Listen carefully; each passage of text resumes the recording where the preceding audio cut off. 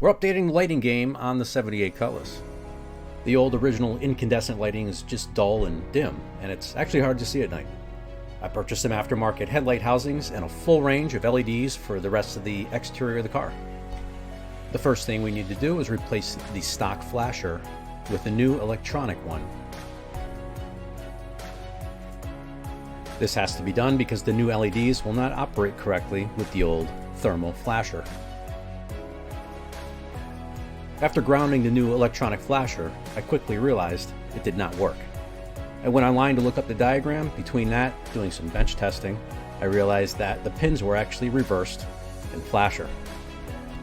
So to fix this problem, I just made two short leads to plug in between the flasher and the fuse block, and that way there I could reverse the polarity. Once the leads were made up, the flasher was installed into the block, and it was grounded.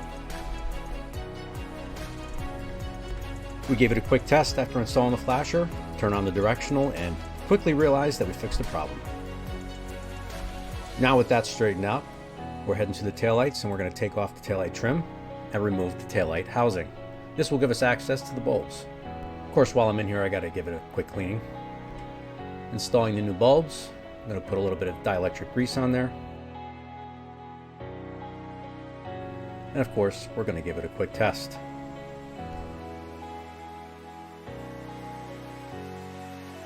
As you can see, the right side with the LEDs is just so much brighter. We're going to start replacing the other bulbs.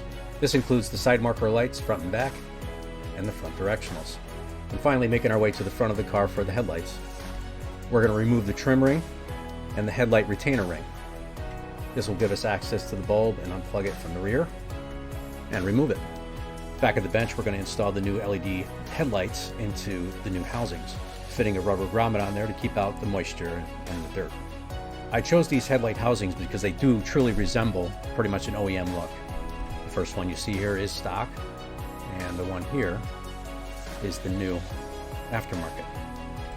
Stepping back to look, you can see just how much brighter that's going to be. And we're going to finish up by installing the passenger side headlight and give it a quick test. And reinstalling the ring.